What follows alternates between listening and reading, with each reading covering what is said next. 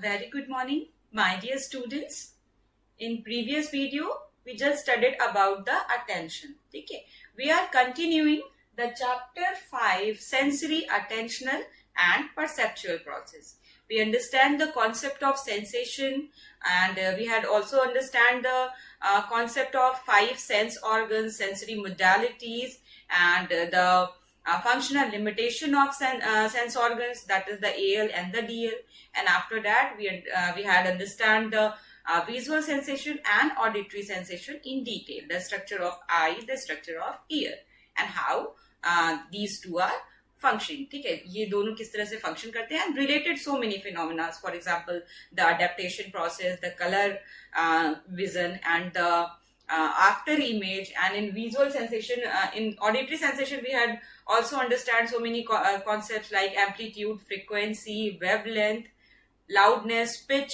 ठीक है, तो ये रिलेटेड कॉन्सेप्ट हमने जस्ट प्रीवियस वीडियो में अभी स्टडी अंडरस्टैंड किया था.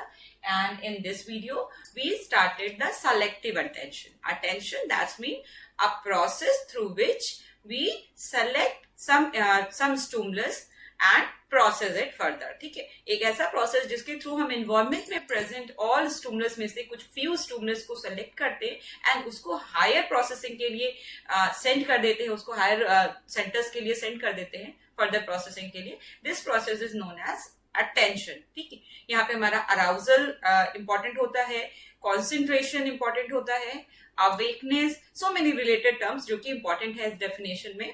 Now, in attention, there are two type of attention: the selective attention and the sustained attention. ठीक है, selective attention, that mean selection. ठीक है, here is selection is important. ठीक है, the large number of stimuli are presented in our environment. ठीक है, हमारे environment में बहुत सारे stimulus हैं, different varieties के, different intensity, magnitude, amplitude के, but we select some stimulus. ठीक है, हम कुछ सिर्फ फ्यू स्टिमुलस को सेलेक्ट करते हैं, बाकी को छोड़ देते हैं. And in sustain attention we are talking about the concentration. ठीक है, in a particular stimuli how prolong we can pay attention, this is the sustain attention. This is the phenomena of sustained attention. So in this video, in this class, we studied about only the selective attention.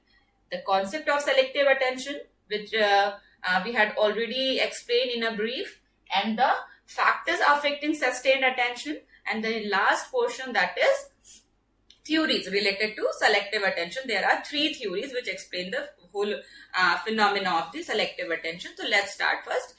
Selective attention. I already told you what is the concept of selective attention. So selective attention is concerned mainly with the selection of a limited number of stimuli or object from a large number of stimuli. We have already indicated that our perceptual system has a limited capacity and to receive a process information. ठीक है, हमारे जो sensory modalities होती हैं उनमें कुछ limited capacity होती है. आगे फर्दर प्रोसेस करने के लिए हम कुछ फ्यू स्टिमुलस को ही आगे प्रोसेस करते हैं, बाकी को वहीं पे हम ब्लॉक कर देते हैं या वहां पे हम एलिमिनेट कर देते हैं. So this means that is can be kill only with a few stimulus at a given moment of time. The question is which of those stimuli will get selected and proceed, and psychologists have identified a number of factors that determine the selection of stimuli. ठीक है, here when we understand that कि human beings are the sense organs which are in human beings, they are limited. ठीक है, वो कुछ selective attention stimulus को ही further process करते हैं. So on which basis we select the stimuli?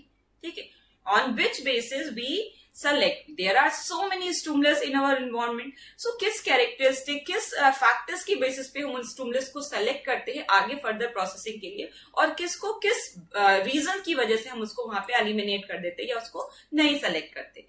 तो यहाँ पे कुछ तो बेस होगा, कुछ फैक्टर्स होंगे जो उसमें रोल प्ले करेंगे.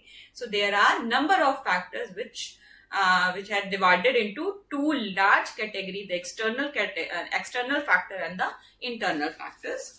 So these are our topic. The concept of selective attention was done. Then the factors affecting selective attention, ठीक है, अफेक्टिंग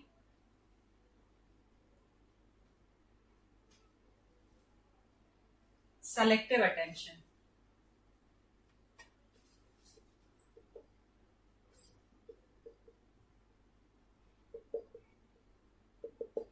ठीक है, factors affecting selective attention, there are two broader categories.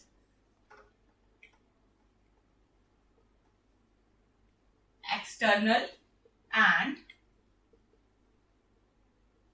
internal factors. ठीक है, there are two type of factors, the external factors and the internal factors. So external factors that's mean related to the characteristic of stimulus. ठीक है, हमारा जो stimulus है, जो sensations है, उससे रिलेटेड जो भी कैरेक्टरिस्टिक है, उसकी जो एट्रीब्यूट्स है, these are under consider in external factors, and in internal factors there are attribute of the person. ठीक है, पर्सनल कैरेक्टरिस्टिक जो आएगी, उसका इंटरेस्ट हो सकता है, उसकी पर्सनालिटी लेवल हो सकता है, मेंटल सेट एंड उसका attitude, so many factors are in internal category. ठीक है, internal that's mean the related to person, related to individual. External that mean related to the stimulus. ठीक है, जो भी stimulus है उससे related जो characteristic है, these are in external factors. Okay, so several factors influence selective attention, and these generally relate to the characteristic of stimuli and they are the characteristic of individuals. They are generally classified as external and internal factors. In external factors are related to the features of stimuli. Other things held constant, the size, intensity, and motion of stimuli appear to be important determinants of attention. क्या size, intensity, and motion. Here is size, intensity,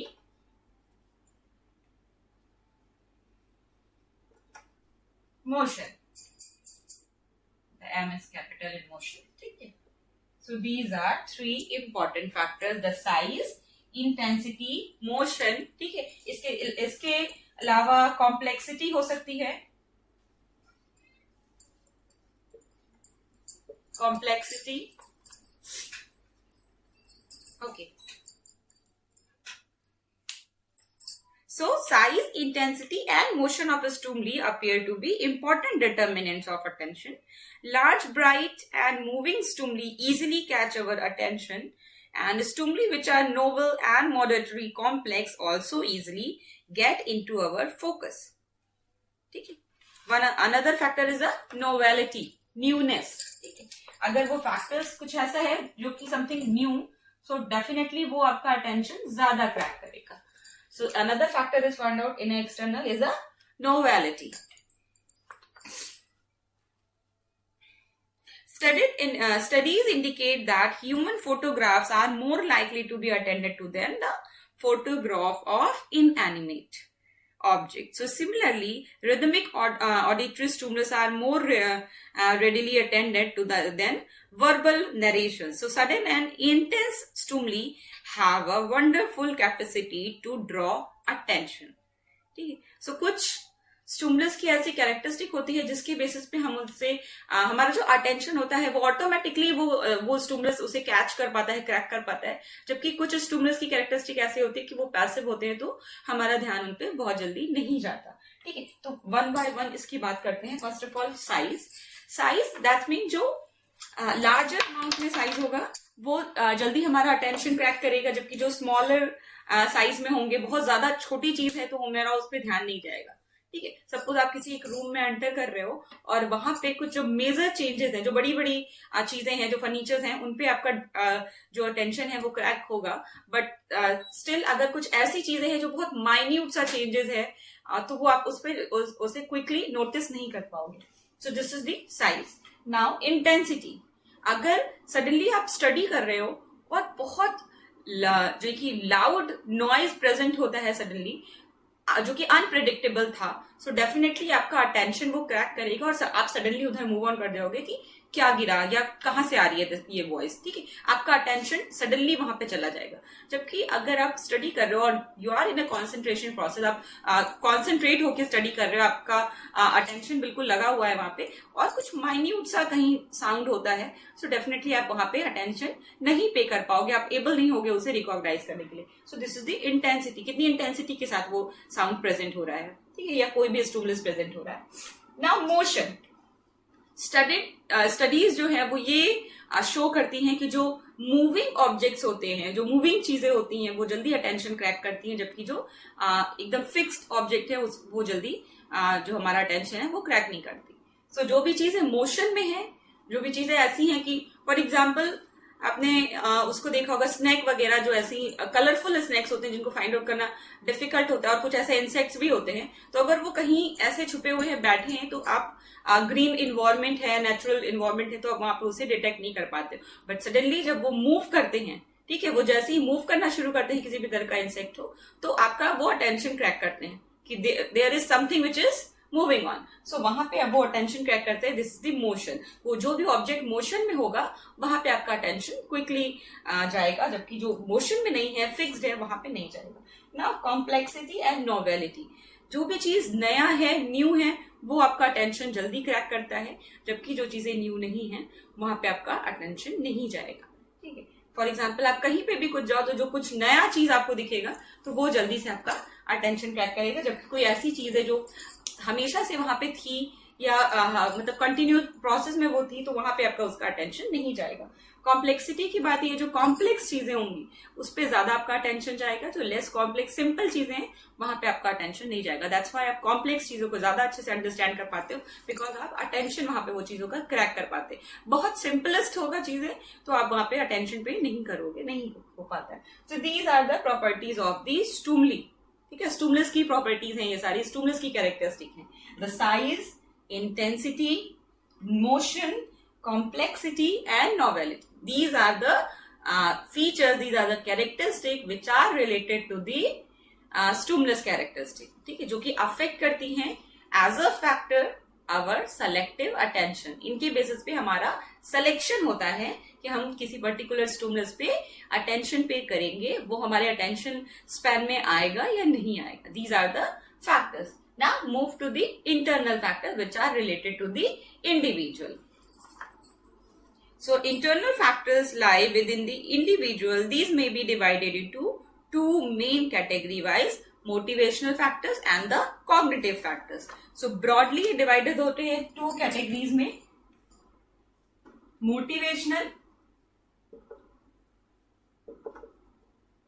motivational factors and cognitive factors, ठीक है। Motivational factors and cognitive factors, ये दो factors के basis पे इन्हें divide कर सकते हैं हम। So first of all motivational factors are related to our biological और social needs. You understand the concept of motivation in class 11th. So there are the psychological motivation and the biological motivation. So जो भी हमारी need है, हमारी instinct है, जो भी हमारा मोटिवेशन है, जैसे हम एनर्जाइज हो रहे हैं, जो फोर्स है, इंटरनल फोर्स जो हमें किसी वर्क करने के लिए एनर्जी दे रही है, this is the motivation. So when we are hungry we notice even a faint smell of food, ठीक है, ये एक हमारा बायोलॉजिकल मोटिवेशन है, हंगर। और जब हमको भूख लगी होती है, व्हेनेवर वी आर हंग्री, हमारा जो कॉन्सेंट्रेशन होता है सिर्फ और सिर्फ फूड की स्मेल पे। अगर हमें बहुत स्लाइटली बहुत स्लो स्मेल भी आ रही है ना, तब भी हम उसे बहुत इजीली रिकॉग्नाइज कर पाएंगे, वो हमारे अटेंशन स्पैन में आ जाएगी, बिकॉज हमारा मोटिवेशन जो है वो हमें इंटरनली इस चीज के लिए मोटिवेट कर रहा है, ठीक है। ऐसे ही a student taking an examination is likely to focus on a teacher's instructions more than other students, ठीक है। एक स्टूडेंट है, ग्रुप ऑफ स्टूडेंट्स में एक स्टूडेंट है जो कि बहुत ज्यादा मोटिवेटेड है, बहुत ज्यादा कह सकते हैं कि टेंस है अपने एग्जामिनेशन को लेके, तो डेफिनेटली वो टीचर के जो टीचर उसका इंस्ट्रक्शंस दे रहा है, जो भी कुछ उसे बता रहा है रिलेटेड टू एग्जामिनेशन, उस पर उसका फोकस ज्यादा रहेगा, वो ज्यादा अटेंशन पे करेगा उनकी बात पे, क्योंकि वो मोटिवेटेड है अपने एग्जामिनेशन को लेके in comparison to other students. So this is another example of motivation. तो मोटिवेशन दैट्स मीन कोई भी हमारा बायोलॉजिकल मोटिवेशन हो या फिर साइकोलॉजिकल मोटिवेशन हो. अगर हमारा बायोलॉजिकल या साइकोलॉजिकल मोटिवेशन होगा तो हम जिस चीज में हमारा मोटिवेशन होगा उससे रिलेटेड जो भी स्टिमुलस होंगे उससे हम जल्दी क्रैक करेंगे, उससे जल्दी हमारा अटेंशन पे करेंगे, जबकि in comparison to other stimulus. Now the cognitive factors. So in cognitive factors include factors like interest, attitude and preparatory set. So object or event which appear interesting are readily attended by individuals. Similarly, we pay quick attention to certain objects or events to which we are favorably disposed, and preparatory set generate a mental state to act in a certain way and readiness of the individuals to respond to our kind of stimuli and not to other. So in cognitive factors, there are three important factors. First is interest. Second is attitude. And third is mental set. ठीक है. Interest, अगर किसी individual का music में interest है तो कहीं से अगर कुछ स्लाइटली भी और कुछ बहुत लो वॉइस में भी कोई म्यूजिक आ रहा है तो वो वहां पे उसका अटेंशन जाएगा. ठीक है. ऐसे अगर कोई इंडिविजुअल है जिसका कुकिंग में इंटरेस्ट है, सो डेफिनेटली जब वो ऐसे चैनल सपोज वो टीवी का चेंज कर रहा है, सो सडनली अगर किसी चैनल पे कुछ फूड से रिलेटेड चीजें बताई जा रही हैं तो उसका अटेंशन वहां आएगा और वो वहां रुक जाएगा. ठीक है. आप ऐसे कहीं जा रहे हो, सपोज फीमेल्स को देखा गया कि जब वो जाती हैं तो अगर शॉपिंग में इंटरेस्टेड है और उनसे रिलेटेड कोई ड्रेस है तो वो वहां पे उनका अटेंशन जल्दी क्रैक हो जाता है, चली जाती है. सो दिस इज इंटरेस्ट. ठीक है. हमारा जिस भी चीज में इंटरेस्ट है, व्हेनेवर इट इज स्पोर्ट्स हो सकता है, म्यूजिक हो सकता है, या जिस भी चीज में हमारा इंटरेस्ट है, तो जिस चीज में हमारा इंटरेस्ट होता है वहां पे उन चीजों के से रिलेटेड स्टिमुलस के लिए हमारा अटेंशन जो होता है वो ज्यादा उन चीजों पे पे करते हैं, जबकि अदर चीजों में हमारा कम अटेंशन रहता है. नाउ एटीट्यूड भी एक तरह से आपके इंटरेस्ट से ही रिलेटेड है. अगर आपका जिस चीज का एटीट्यूड है, ठीक है, अगर आपका म्यूजिकल एटीट्यूड है और आप म्यूजिक में इंटरेस्टेड हो, सो डेफिनेटली उससे रिलेटेड चीजों में आप ज्यादा इंटरेस्टेड होगे. जिसका साइंस में एटीट्यूड है, पॉजिटिव एटीट्यूड है टुवर्ड्स दिस साइंस, वो रिसर्च और साइंस के फिनोमिना, जितनी भी नई नई रिसर्चेस हो रही है या कुछ भी अगर ऐसा टीचर कुछ बता रहे हैं, कहीं से भी उसको इससे रिलेटेड कोई इन्फॉर्मेशन मिलती है तो वो उसे बहुत कॉन्सेंट्रेशन के साथ रिसीव करेगा उसकी इन्फॉर्मेशन को, और उसका अटेंशन जो रहेगा वहां पे ज्यादा टाइम तक रहेगा, ज्यादा वो उस पर अटेंशन क्रैक करेगा. Now mental set that's mean कह सकते हैं कि प्री ऑक्यूपाइड रहता है हमारा ब्रेन किसी तरह की इंस्ट्रक्शन से को लेके. ठीक है. हम सेट रहते हैं ऑलरेडी किसी एक चीज को ढूंढने के लिए. फॉर एग्जाम्पल, हमें मार्केट जाना है और हमें कुछ एक पर्टिकुलर ऑब्जेक्ट खरीदना है. ठीक है. एक हमने कुछ भी डिसाइड कर लिया, कुछ भी हो सकता है. सपोज हम पनीर लेने जा रहे हैं मार्केट में. ठीक है. तो हमें बहुत सारी शॉप मिलेंगे. सपोज वो सिटी हमारे लिए न्यू है, वो मार्केट प्लेस हमारे लिए न्यू है और हमें नहीं पता कि वो कहाँ मिलेगा. हमें पनीर लेना है सब्जी बनाने के लिए, सपोज इमेजिन. ठीक है. तो हम जाएंगे तो हमें सडनली सारी शॉप में से हमें सिर्फ एक शॉप नजर आएगी, हमारा और कहीं ध्यान ही नहीं जाएगा. हमारा ध्यान सिर्फ और सिर्फ ऐसी शॉप पे रहेगा जहां पे हमें पनीर इजिली मिल जाए. ठीक है. तो ये जो होगा ये हमारा मेंटल सेट होगा, क्योंकि हम किसी एक मतलब कह सकते हैं कि हम किसी एक इंटरेस्ट के साथ वहां जा रहे हैं. कोई एक हमारा इंटरेस्ट है जिसके बेसिस पे हम वहां पे जा रहे हैं. ठीक है. हमें कुछ लेना है, कुछ हमारा ऑब्जेक्टिव है, कुछ हमारा एम है जिसको लेके हम वहां जा रहे हैं किसी भी चीज को लेने, तो वो हमारा मेंटल सेट हो जाता है जो हमें प्री ऑक्यूपाइड करता है कि हमें वही चीज लेना है. हमारे थॉट जो आते हैं वो उसी से रिलेटेड आते हैं. This is the mental set. So these all factors, the motivational factor and the cognitive factor, these two are internal factors. ठीक है. ये ऐसे इंटरनल फैक्टर्स है. इंटरनल बिकॉज ये किसी इंडिविजुअल के अंदर है. ठीक है. ये उसके पर्सनालिटी से रिलेटेड चीजें हैं. That's why internal factors. तो ये सारे फैक्टर्स इन्फ्लुएंस करते हैं हमारे सेलेक्टिव अटेंशन में कि हम किस स्टिमुलस को सेलेक्ट करेंगे, इसको नहीं करेंगे. ठीक है. तो these are the external and the internal factors. And I just hope आपको समझ में आया होगा. Now move to the next topic, which is the theories of selective attention. So in theories, there are three important theories.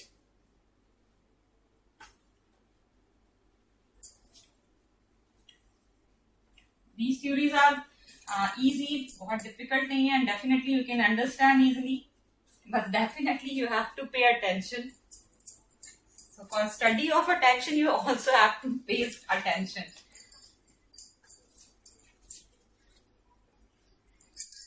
So let's move on to theories of selective attention.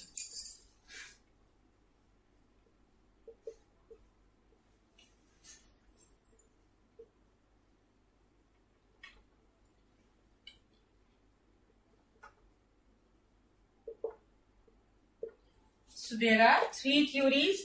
First is filter theory.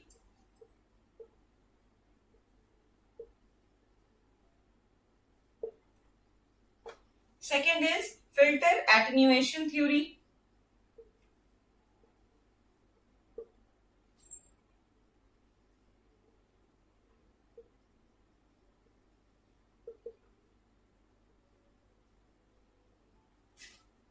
And third one is multimode theory.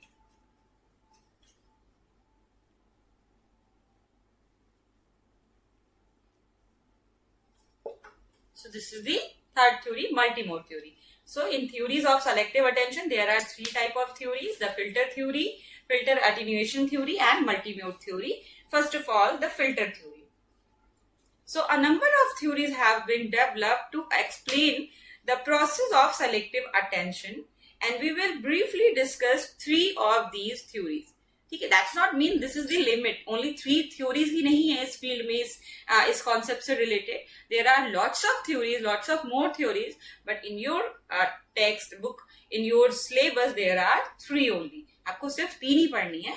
So first of all, filter theory. Filter theory was developed by Broadbent in 1956. ठीक है, this theory is by Broadbent in 1956. ठीक है.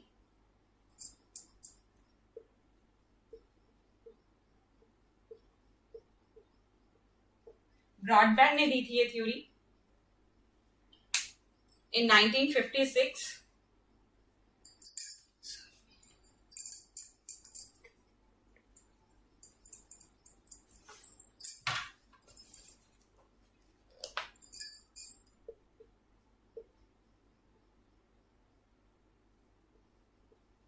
Broadbent. So according to this theory, many stimuli simultaneously enter our receptors, creating a kind of bottleneck situation moving through the short-term memory system, and they enter the selective filters, which allows only one stimulus to pass through for higher level of processing. Other stimulus are screened out at that moment of time. So thus we become aware of only that stimulus which get access to the selective filters. ठीक है, बहुत small में दी हुई है, but this is little bit complicated theory. इन्होंने जो कहा, दो तीन टर्म्स थे इनकी थ्योरी में. फर्स्ट ऑफ ऑल बॉटल नेक.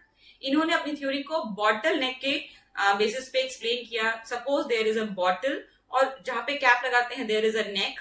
ठीक है, अब सपोज आपको उसमें वाटर डालना है. आपने एक बॉटल लिया एंड उसमें आपको वाटर डालना है. सो डेफिनेटली उसकी जो कैपेसिटी होगी बॉटल की नेक की, सपोज ये साइज हो सकता है बॉटल के नेक का. ठीक है, ये साइज. तो अगर आप उसमें वाटर फिल करोगे, सो जितना उसमें जा सकता है उतना ही उसमें फिल होगा, बाकी सराउंडिंग में से स्प्रेड हो जाएगा, गिर जाएगा. ठीक है, आप जब ऐसे डायरेक्ट उसमें वाटर डालोगे तो कुछ अंदर जाएगा, बाकी सारा बाहर गिर जाएगा. तो ऐसे ही होता है, हमारा जो अटेंशन होता है उसमें एक फिल्टर लगा होता है. जो फिल्टर होता है सेलेक्टिव फिल्टर, वो एक बॉटल की नेक की तरह होता है, एंड वहां पे कुछ सेलेक्टेड स्टिमुली जो होते हैं वो अंदर एंटर करते हैं, और बाकी सारे स्टिमुलस जो कि इंपॉर्टेंट नहीं होते हैं या फर्दर प्रोसेस नहीं कर सकते, जिसकी स्ट्रेंथ इतनी नहीं होती कि वो आगे वो प्रोसेस कर पाए, वो वहीं पे फिल्टर कर दिए जाते हैं. फिल्टर दैट्स मीन आप समझ सकते हो कि कुछ ऐसा चीज जहां से फिल्टर हो जाए. ठीक है, वाटर फिल्टर आप सुन रहे होगे, बहुत कॉमन है. तो जिस तरह से फिल्टर वाटर को प्यूरिफाई कर देता है और उसके जो भी अनयूजुअल चीजें हैं, जो अनहेल्दी हैं, उन्हें फिल्टर करके बाहर कर देता है, और जो सिर्फ फाइन चीज है वो आगे जाती है. सो ऐसे ही यहाँ पे भी एक सेलेक्टिव फिल्टर होता है इन अवर अटेंशन प्रोसेस, हमारे सेंस ऑर्गन्स के रिसेप्टर्स के पॉइंट पे. तो जब हमारे सेंस ऑर्गन्स रिसीव करते हैं सेंसेशंस को, तो वहीं पे ये सेलेक्टिव फिल्टर होता है, वहीं पे हमारा सिलेक्शन हो जाता है. Few information, few stimulus are further process, आगे प्रोसेस कर दिए जाते हैं, बाकी मैक्सिमम वहीं पे फिल्टर करके हटा दिए जाते हैं. सो this is the selective filter. So in this theory, and According to this theory, many stimulus simultaneously enter our receptors, creating a kind of bottleneck. ठीक है, साइमल्टेनियसली साथ में बहुत सारे स्टिमुलस एंटर करते हैं और यहाँ पे हम एक बॉटलनेक वाली सिचुएशन क्रिएट होती है. So moving through the short term memory system they enter the selective filter. तो जहाँ पे शॉर्ट टर्म मेमोरी होती है हमारी, वहां पे ये फिल्टर लगता है, selective filter, and which allows only one stimulus to pass through for higher level of processing. Other stimuli are screened out at that moment of time. So thus we become aware of only that stimulus. ठीक है, receptors बहुत सारे stimulus को receive करते हैं, but at the level of short term memory वहां पे ये सेलेक्टिव फिल्टर लगता है, और जो एक स्टिमुलस सेलेक्ट किया जाता है वो आगे हायर प्रोसेसिंग के लिए सेंड कर दिया जाता है. बाकी वहीं पे हमें से स्क्रीन आउट कर देते हैं और उसको आप हटा देते हैं या एलिमिनेट कर देते हैं. सो this is the filter theory. ठीक है, यहाँ पे दो इंपॉर्टेंट टर्म है. द सेलेक्टिव फिल्टर जो किस लेवल पे लगता है, शॉर्ट टर्म अटेंशन के लेवल पे, शॉर्ट टर्म मेमोरी के लेवल पे लगता है. ठीक है, एंड ये जो हमारा जो कह सकते हैं कि सेंस ऑर्गन्स में जो रिसेप्टर्स हैं वो बॉटल नेक की तरह वर्क करते हैं. वहां पे बॉटल नेक की तरह चीजें बहुत सारे एंटर होती हैं, बट फिल्टर लग के एंटर होती है. सो this is the filter theory. अब इसी थ्योरी को एक और साइकोलॉजिस्ट थे, whose नेम इज ट्रिसमैन. ठीक है, ट्रिसमैन 1962.